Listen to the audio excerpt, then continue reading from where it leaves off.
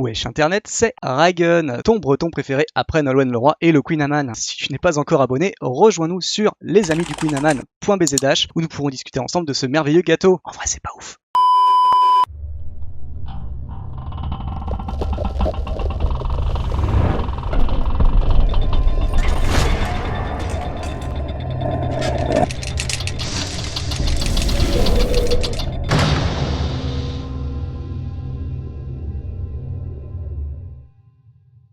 Bonjour à tous, bienvenue dans les Chroniques du Commander. L'extension La Renaissance des Zendikar sort la semaine prochaine du coup. Avec avant-première Arena ce soir, d'ailleurs nous on y est conviés, je vous invite à partir de 21h à nous rejoindre sur le Twitch où vous pourrez du coup nous voir, nous faire tester du draft, du brawl, du standard, enfin bref, jusqu'à 2-3h du matin et vous pouvez me retrouver donc du coup jeudi jusqu'à de 10h à peu près jusqu'à 15h. Alors top 10 un peu particulier du coup pour cette fois parce que ce sera un top 15 et oui parce que du coup il y avait trop de cartes à choisir, il y avait trop de cartes pour faire ce top. Du coup, j'ai décidé donc de faire le top 10 classique et aussi de faire une petite aparté sur une unco de chaque couleur parce que du coup il y a la particularité donc dans Zendikar, la Renaissance de Zendikar, que nous avons des flip cards, enfin des double face cards qui en gros sont soit des sorts, soit des terrains, ou alors des terrains d'un de chaque couleur. Et donc du coup je me suis dit voilà, il y avait trop de choses, je voulais mettre des unco en plus dans le top 10, je me suis dit bon bah je vais faire le top 10 d'un côté et je vais mettre les unco qui me semblaient intéressantes, les plus intéressantes en tout cas de cette extension, une par couleur j'ai choisi. Donc voilà, à part. Voilà. Donc on va commencer du coup avec ce petit top du coup, donc le top 5 des unco pour moi qui peuvent se changer en duel commander. Du coup nous avons Abri de Sedjiri en blanc, Perturbation Jiwari en bleu, Renaissance de Malakir en noir, Danger des champs de pique en rouge et enfin récupération de Balaged en vert. Alors on va s'attarder un petit peu rapidement sur les communes, donc du coup les Zonko pardon. Donc les Zonko, donc l'abri de Sedjiri, donc c'est pour 2 en éphémère, la créature ciblée acquiert la protection contre la couleur de notre choix jusqu'à la fin du tour, et on peut du coup l'utiliser en tant que terrain blanc si on a besoin. Moi je trouve que la carte elle est intéressante parce que du coup c'est ce qu'on a souvent je pense envie d'avoir en blanc, en tout cas vraiment dans les plutôt axé mono ou bicolore à la rigueur, mais c'est vraiment une carte que tu veux protéger ton général, tu veux protéger tes créatures, mais finalement, si tu as l'ascendant, que tu as besoin de rejouer ton général, du coup ça va être un terrain. Si tu es en death, ça va être un terrain. Donc voilà. Moi je trouve que c'est intéressant en blanc, en mono blanc. Je pense que c'est une carte que les gens sont contents d'avoir. L'Unco bleu, du coup, perturbation de Jiwari, alors voilà, c'est un contre, tout simplement. Ça rappelle un petit peu réprobation, du coup, la carte qu'il y avait dans Amonkhet qui faisait pour le même coup de mana, on contrait un sort à moins qu'il paye 1, et pour un bleu, pardon, on le recyclait. Là c'est pareil, en fait, ça va être si à partir du moment où le sort ne sert plus à rien, ça servira en tant que terrain, c'est quand même vraiment bon dans les decks de contrôle, donc du coup, très bonne Unco, très bon ajout pour ces decks-là. L'Unco noir du coup, alors l'Unco noir c'est un peu la plus discutable en fait des 5, j'ai envie de dire. C'est celle qui me semblait la mieux parmi toutes les Unco noires. J'ai failli mettre la mythique noire pour me dire quand même il faut mettre quelque chose, mais je me suis dit bon voilà, on voit celle-là, elle peut faire quelque chose, voilà. C'est pour un noir, un éphémère, on cible une créature et en fait on prend 2 points de vie et si elle meurt ce tour-ci, on la ramène engagée sous le contrôle de son propriétaire. Donc bon, c'est voilà.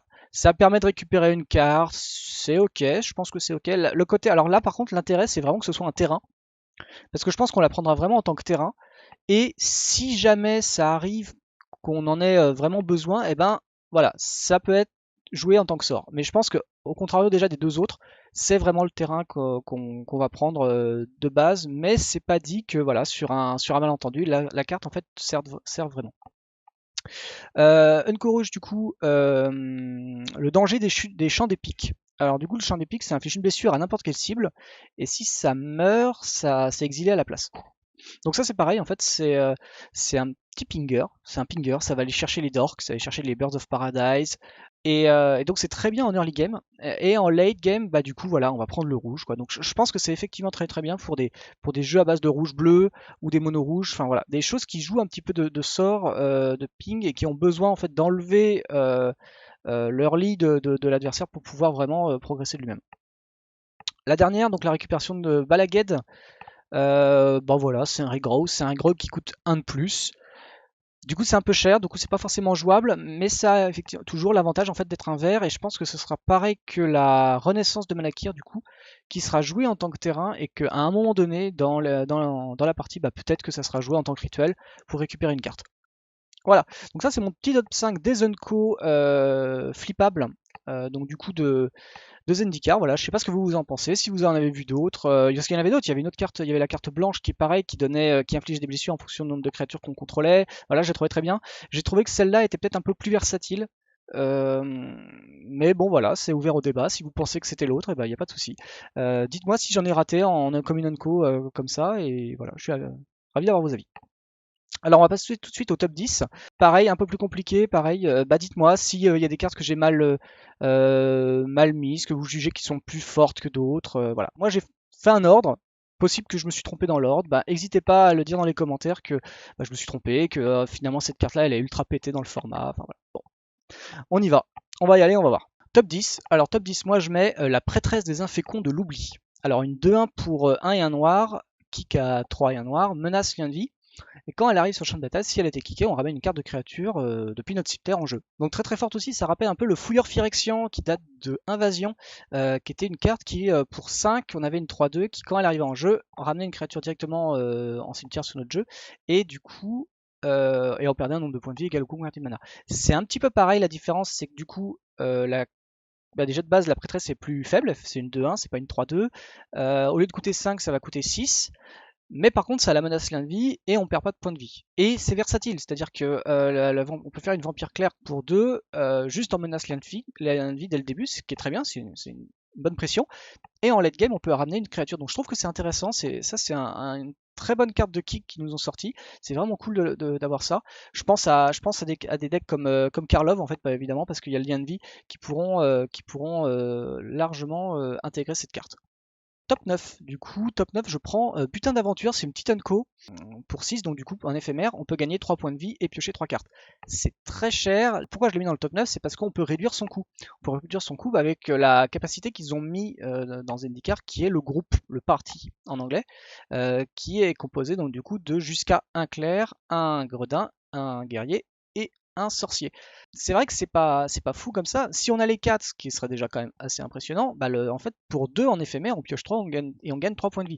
Donc voilà, c'est quand même pas mal. On est quand même sur un mix entre un Ancestral Recall et un Onguent de soin. Donc bon, voilà, la subtilité elle est là. Top 8, du coup, j'ai pris un petit artefact, un petit équipement maillet des forces célestes, un artefact pour 3 dont un blanc. Quand il arrive sur le champ de bataille, on l'attache directement à une créature civile, donc ça c'est vraiment un point fort. Et +2/+2 vol initiative et équipement 2 plus 2 blanc. Donc ça c'est pas très intéressant. Les équipements c'est pas si fort que ça. En général dans les duels on a souvent JT, à la rigueur une ou deux épées, un Skull Clamp. Voilà, c'est souvent ça. Quelquefois il y a un ou deux autres Arthos qui se baladent, mais globalement c'est vraiment la base des équipements qu'on va mettre. Là j'aime bien cet équipement là parce qu'il va directement sous une autre créature. Alors si on gère la créature ça marche pas évidemment, mais je trouve que ça va directement, donc c'est limite un enchantement pour 3 et +2/+2 vol initiative. C'est pas rien je trouve, et je pense que c'est un très bon ajout pour des jeux qui du coup ont besoin d'avoir un peu plus de patates, type les monos blancs ou les agros blancs rouges. Donc voilà, je pense que c'est une bonne carte. C'est clairement une bonne carte, je pense que c'est un bon ajout et je pense qu'ils seront contents de voir ça. Top 7, lithoformage de Nairi. Lithoformage, donc petit rituel, donc de rouge et X. On sacrifie X terrain. Pour chaque terrain sacrifié, on va piocher une carte. On peut mettre jusqu'à X terrain, donc comme ça, si on a sacrifié 10 terrains, on a pioché 10 terrains. Bah déjà, c'est pas de chance, mais au moins tout est reposé. Et par contre, ils arrivent engagés. Donc là, voilà, c'est un peu dommage. Donc je trouve que c'est intéressant parce que ça peut justement être au moment donné où on a une foule et on pose les terrains, et ben là du coup on les sacrifie et on peut repiocher des cartes supplémentaires. Donc dans mono rouge, je pense que c'est intéressant parce que bah, l'adversaire il a 7, en 3 sorts de burn il est fini. Bah voilà, on va sacrifier X terrain. On va aller piocher les cartes. En plus, on peut reposer les terrains. Donc, si on pioche 7 cartes, par exemple, et ben, on va reposer, je sais pas, 2-3 terrains. Et 2-3 terrains, bah, en mono rouge, c'est largement ce qu'il faut pour faire tuer un adversaire. On a des foudres, des chocs. Voilà, on manque de rien en général en mono rouge pour tuer les gens. Top 6, du coup, j'ai pris une des 5 mythiques de l'extension. Une des 20 mythiques de l'extension, pardon. Mais sur les 20 mythiques, ils ont fait une série de 7 de série de 5 pardon, qui ont un coût de mana de 7, avec la particularité du coup de pouvoir se transformer en terrain, mais un terrain qui permet de coûter 3 points de vie et ça arrive d'étaper. Là où tous les autres cartes en fait c'est des terrains qui arrivent engagés. Alors j'ai pris celui-là parce que bon, il y en avait, j'hésitais avec l'aube noire aussi pour tout avouer. J'aime bien celle-là parce que celle-là, du coup, c'est toujours un rituel, ça c'est un peu malheureux, mais on peut regarder cette carte, on peut mettre une carte une carte de créature sur le champ de bataille. Et si la créature en fait elle est pas bien, c'est-à-dire elle est trop petite, ça arrive hein, en mono vert ou c'est quand même 3 verts, donc on va peut-être pas le jouer sur un 5 couleurs ou un 4 couleurs, mais voilà, pour un 3 couleurs ou un 2 couleurs, c'est quand même assez encore viable.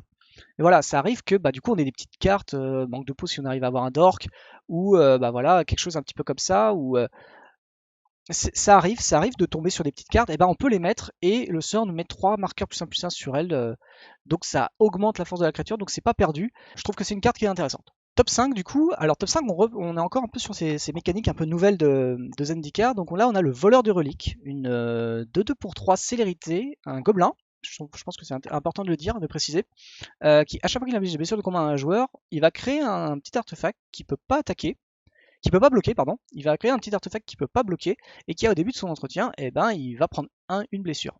J'aime beaucoup aussi pareil le design de cette carte. Je pense que beaucoup de decks mono rouge ou en tout cas gobelins vont vouloir l'avoir parce que c'est une 2/2 célérité, c'est directement ça attaque, c'est un poil cher, ça coûte 3, mais par contre, voilà, ça met 2 en attaque.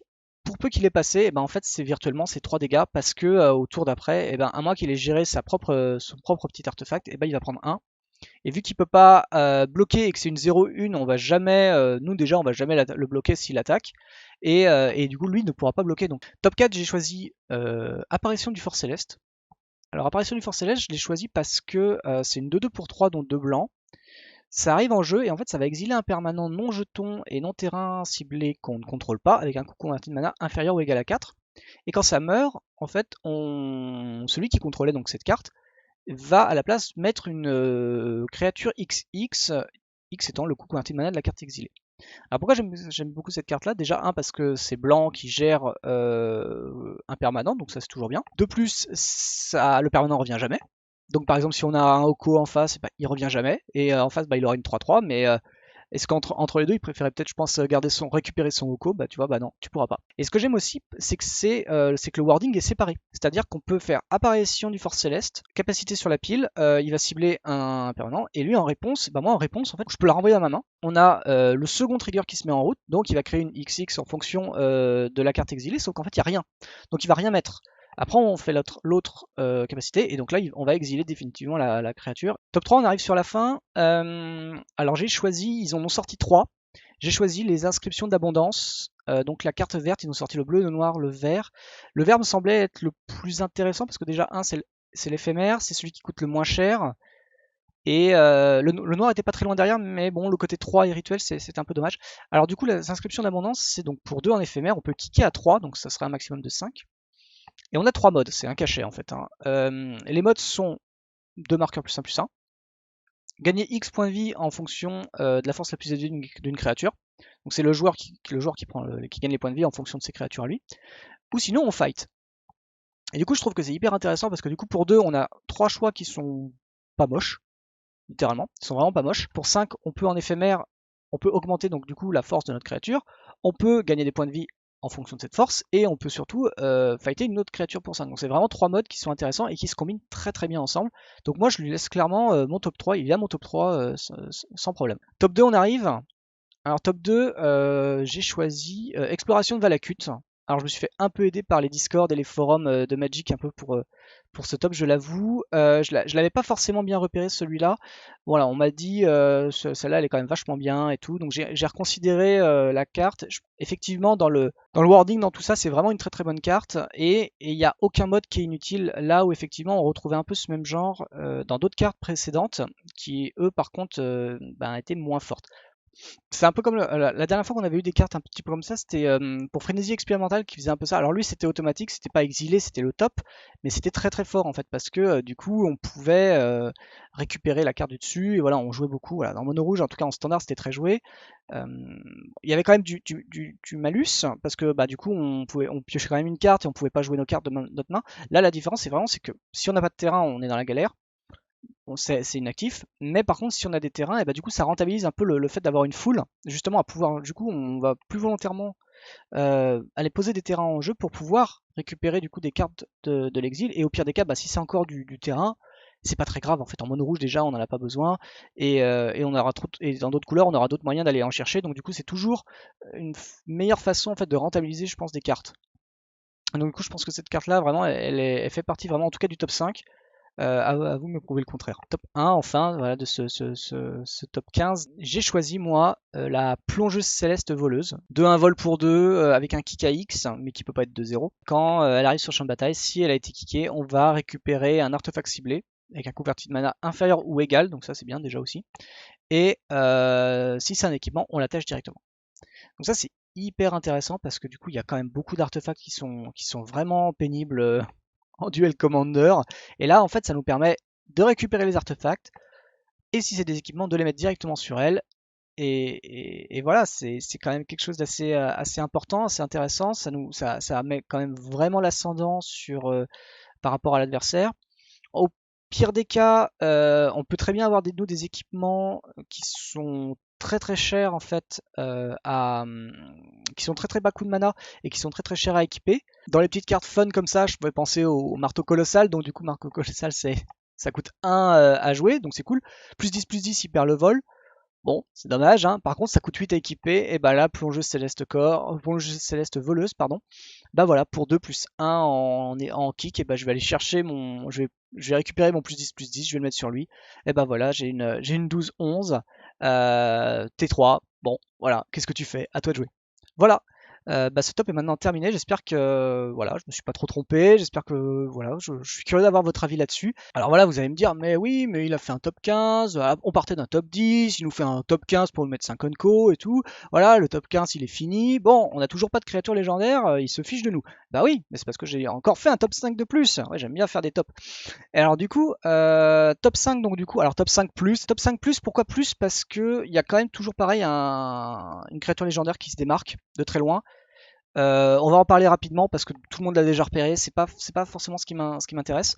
On va parler donc du coup le plus, la 6ème carte, le bonus, c'est Omnat, Omnat Lotus de création, donc une 4-4 pour 4 dans les 4 couleurs, donc du coup sauf le noir.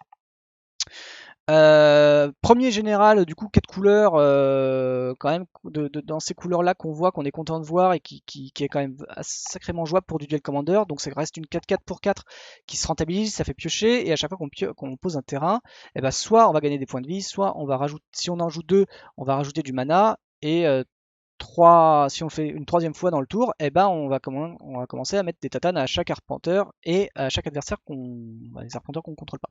Voilà, c'est une très belle carte, je pense que beaucoup de gens sont en train de la builder, c'est vraiment très très joli comme design. Bon voilà, j'ai rien de plus à dire, c'est la carte phare de l'extension complètement, voilà.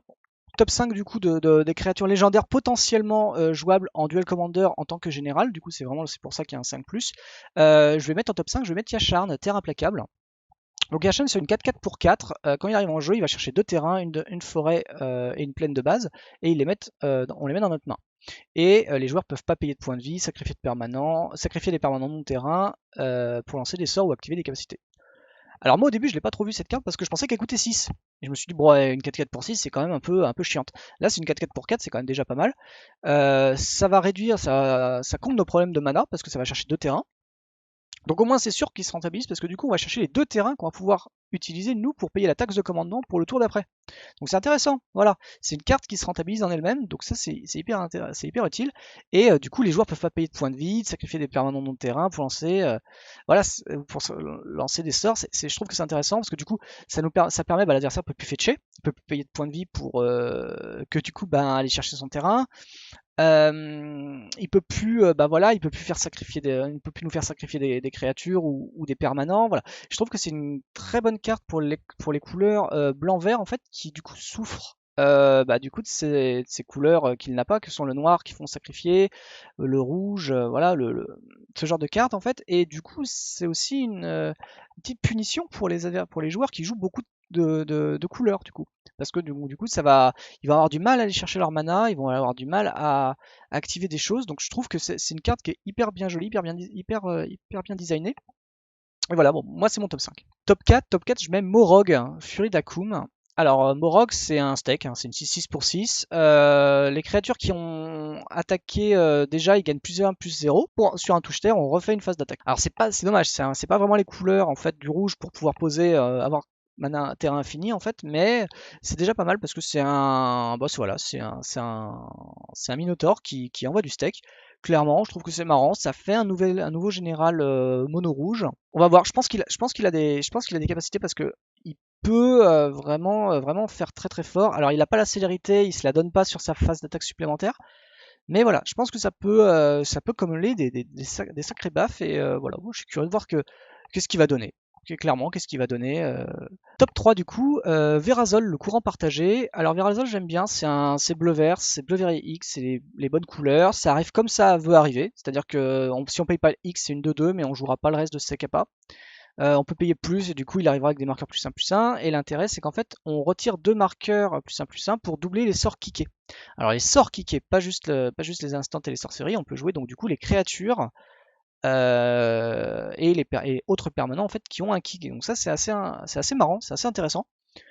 Je sais pas s'il aura un potentiel pour aller très très loin dans les top 8, dans les tiers, mais je trouve que c'est intéressant d'avoir cette mécanique en fait qui est pas beaucoup exploitée, parce que bon, il n'y a pas forcément beaucoup de cartes effectivement qui ont le kick, mais du coup, on peut avoir bah voilà, un grand serpent, un beau steak, et en plus de ça, ben, on peut retirer deux marqueurs et on va copier un Into the Roil, on va copier, voilà, j'ai pas d'autres pour l'instant, j'ai pas d'autres exemples, mais voilà, il y a plein de créatures qui ont le kick, bah, typiquement la voleuse que j'ai mis en top 1 tout à l'heure, bah voilà, on va kicker la voleuse, on va récupérer deux artefacts. Par exemple, voilà, c'est une des capas que cette bestiole peut. Donc je trouve que c'est intéressant qu'il nous ait sorti cette carte en tout cas. Top 2, ben, Akiri, super carte pour Boros. Très très bonne carte, 3-3 pour 3. À chaque fois qu'on attaque un joueur avec une créature équipée, on pioche une carte, donc du coup c'est super, ça fait piocher. Pour un blanc, on peut détacher un équipement d'une créature pour la rendre indestructible. Bah ouais, c'est une très très bonne carte, c'est un très très bon ajout. Euh, on avait reçu d'autres commandants du coup Boros, mais c'était pas dans le même genre, c'était plutôt des Tajiks, c'était voilà, c'était vraiment ce genre de truc. On avait la Winota là qui perf bien en ce moment, euh, mais du coup qui est vraiment impactait. Bah voilà, Winota arrive T4, on sait que si on n'a pas géré le board avant, c'est perdu. Là, on a voilà, c'est une autre façon de jouer. Déjà, on a plus cette contrainte de Winota qui faisait que on était obligé d'avoir une espèce de balance assez forte entre les humains et les non-humains pour pouvoir euh, bah, du coup s'en sortir, faire que Winota fonctionne tour 4. Là du coup on a un très bon général Boros qui n'a aucune contrainte, hormis le fait, bah voilà, bah, on va jouer un peu plus d'équipement, mais c'est pas grave parce que Boros il adore les équipements. Humberclave par exemple, hein, pour ne citer qu'un récent très très fort. Donc voilà, c'est plein d'artefacts en fait qui vont être utilisés, je pense qu'ils vont être jouables et qui vont être beaucoup plus facilement jouables dans Akiri que n'était jouable avant. Top 1, alors j'ai mis le top 1 comme ça, j'aime pas forcément le genre de carte, mais j'ai pas regardé, j'ai pas fait le tour de toutes les cartes disponibles, donc je pense que ça mérite en top 1 pour essayer de faire des constructions en tout cas avec. Je suis curieux d'avoir bah voilà, d'aller sur mes Duelist Club du jeudi soir et de voir quelqu'un qui se pointe avec cette carte-là. Je parle évidemment de Tazri, Flambeau d'unité, une 4-6 pour 5 qui réduit son coût en fonction des créatures de notre groupe. Alors le groupe, on rappelle, c'est Claire, Guerrier, Sorcier et Gredin. Et l'avantage du coup de Tazri, comme sa précédente, c'est qu'en fait on peut le jouer en 5 couleurs parce qu'il y a une capacité qui fait, donc c'est un peu la capacité qu'on retrouvait dans Somberland, donc c'était 2 ou un mana coloré. Et donc là c'est bleu, noir, rouge, vert. On peut regarder les 6 cartes, récupérer 2 Clair Gredin, Wizard et Guerrier, pardon. Ou alliés d'ailleurs, ils ont inclus le terme allié aussi dans le warning, en tout cas pour celui-là. Et on les met dans notre main. Donc c'est intéressant parce que c'est des cartes, c'est une créature qui va récupérer d'autres cartes et qui va du coup entretenir bah, bien notre mana quoi. Du coup c'est intéressant. La carte coûte un de moins pour chaque carte dans le groupe et en plus de ça, bah, pour peu qu'on la joue très tard, on peut directement activer le reste. Et en plus si on a une color death, et bah, c'est pas grave parce qu'on peut utiliser le mana incolore pour remplacer, bah, si on n'a pas de bleu, bah, on remplace par de l'incolore et donc c'est quand même assez intéressant. Pour peu en plus qu'on a suffisamment, elle peut arriver tour 3, donc une 4-6 pour 3, c'est pas si nul. Tour 4, on peut activer si on a vraiment la bonne combinaison de couleurs, ben voilà, on peut aller chercher des cartes. Voilà. Je pense que ça a pas la puissance d'un Invisa Board, Mais voilà, ça s'en approche un petit peu et je pense que ça peut faire des choses jolies. Donc voilà, ce top 10 plus 5 plus 5 plus est enfin terminé. Voilà, j'espère qu'il vous a plu, j'espère que ça vous a donné des idées pour faire du build. N'hésitez pas du coup à nous en faire part donc dans les commentaires YouTube et aussi bah, du coup de venir sur notre Discord. Vous pouvez aussi rejoindre le Facebook, le Twitter, Discord on l'a déjà dit. Bien sûr vous abonner à la chaîne YouTube et venir du coup sur notre Twitch où on sera bah, par exemple ce soir à 21h, on sera à l'avant-première Zendikar. Donc on remercie Wizard de nous avoir donné cette opportunité. On va pouvoir tester du Brawl. On a fait une petite demande Skull Magic Brawl est OK pour venir. Donc on va se tester un peu les decks Brawl de l'extension. Donc voilà, si vous le connaissez pas, je vous invite à aller suivre sa chaîne. Moi j'aime beaucoup ce qu'il fait. Il est hyper pédagogue sur le Brawl du coup. Donc voilà, pour ceux qui en ont un peu marre du Singleton à 100 cartes, et ben si vous voulez aller sur le Singleton à 60 cartes, et ben allez sur sa chaîne, n'hésitez pas. Et voilà, on va tester le limité, le standard et le brawl, et je pense que ça va être une super soirée, et on espère qu'elle buggera pas comme la prochaine fois, la dernière fois, pardon, en tout cas. Sur ce, ben moi je vous souhaite une très bonne soirée. N'hésitez pas du coup à vous faire part dans les commentaires, à nous suivre. Pour le Commander, ce sera bah, du coup demain soir, Duelist Club. Si vous avez envie de venir, et ben voilà, pareil, venez, n'hésitez pas, il y a toujours de la place. Allez, sur ce, très bonne soirée et portez-vous bien. Bye bye.